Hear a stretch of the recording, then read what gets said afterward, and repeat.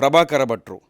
ಪ್ರತಿಯೊಂದು police station ಉದ್ಘಾಟನೆಗೆ ಹೋಗುತ್ತಿದ್ದಂಥ ವ್ಯಕ್ತಿ ಇವತ್ತು ಪೊಲೀಸ್ ಸ್ಟೇಷನ್ಗೆ ಸಹಿ ಹಾಕಲಿಕ್ಕೆ, ಸಿಗ್ನೇಚರ್ ಹಾಕಲಿಕ್ಕೆ ಹೋಗ್ತಾ ಇದ್ದಾರೆ.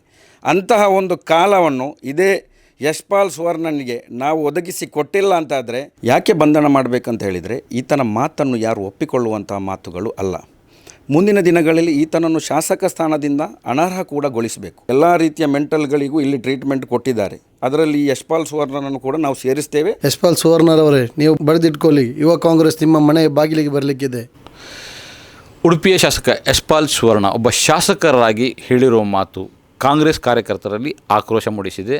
ಮುಖ್ಯವಾಗಿ ರಾಹುಲ್ ಗಾಂಧಿ ಬಗ್ಗೆ ಅವರು ಹೇಗೆ ಅದನ್ನು ಗಂಭೀರವಾಗಿ ತೆಗೆದುಕೊಂಡಿದ್ದಾರೆ ಅಂತ ಅರ್ಥವಾಗ್ತಾ ಇದೆ. ಅಂದರೆ ಪ್ರತಿ ಊರುಗಳಲ್ಲಿ ದೂರು ಕೊಡಲಿಕ್ಕೆ ಕಾರ್ಯಕರ್ತರು ಸಿದ್ಧರಾಗಿದ್ದಾರೆ. ಅಂಥದ್ದೇ ಒಂದು ದೂರು ಮಂಗಳೂರಿನಲ್ಲಿ ಕೂಡ ದಾಖಲಾಗಿದೆ.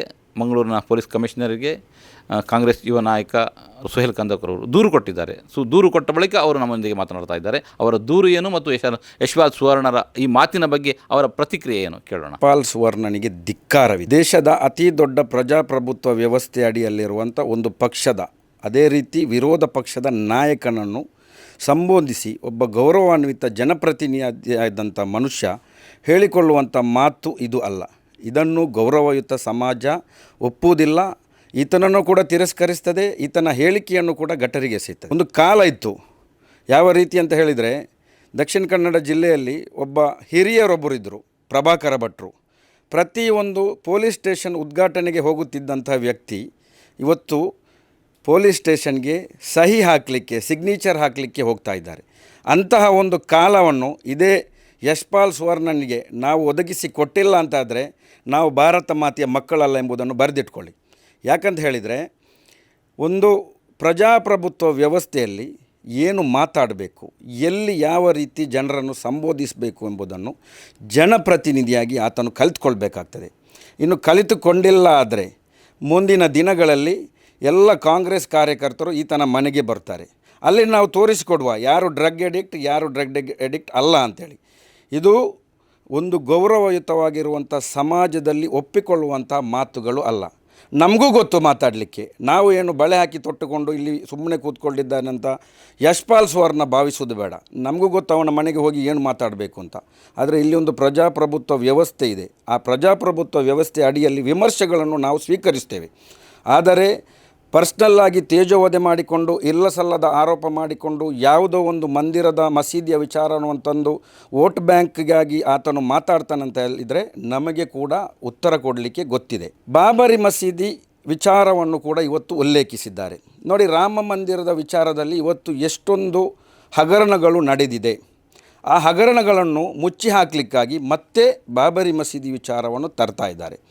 ಇದರಲ್ಲಿ ಒಂದು ದೊಡ್ಡ ಷಡ್ಯಂತ್ರ ಅಡಗಿದೆ. ಯಾಕಂತ ಹೇಳಿದರೆ, ತಾವುಗಳು ಕಾಣ್ಬೋದು, ರಾಜ್ಯದಲ್ಲಿ ಶಾಂತಿ ಸುವ್ಯವಸ್ಥೆ, ಜನರು ಆರಾಮವಾಗಿರುವಂಥ ವ್ಯವಸ್ಥೆ ಕಾಣ್ತಾ ಇದೆ. ಇದನ್ನು ಒಡೆದು ಮತ್ತೆ ಕೋಮುವಾದಿ ಭಾವನೆಗಳನ್ನು ಕರಾವಳಿಯಲ್ಲಿ ಪ್ರಸರಿಸಬೇಕು ಅಂತ ಹೇಳಿ ಈತ ಹೊರಟಿದ್ದಾನೆ.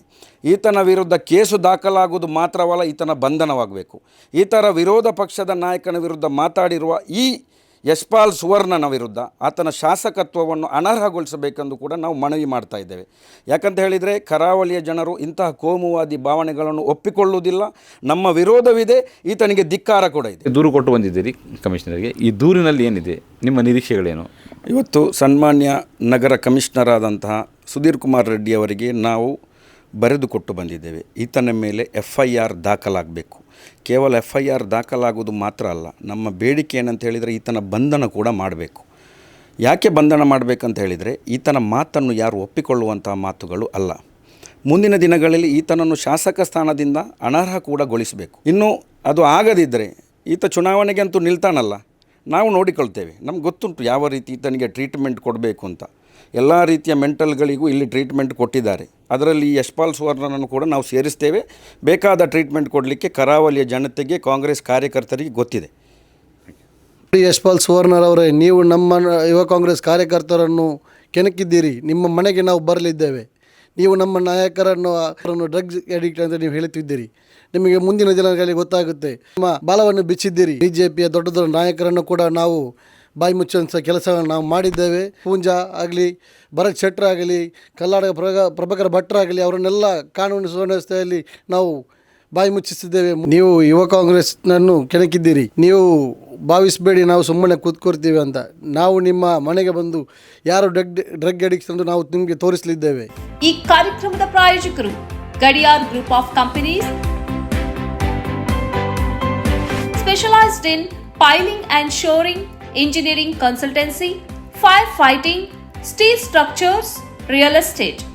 Office SIT Tower, Silicon Oasis, Dubai, UAE.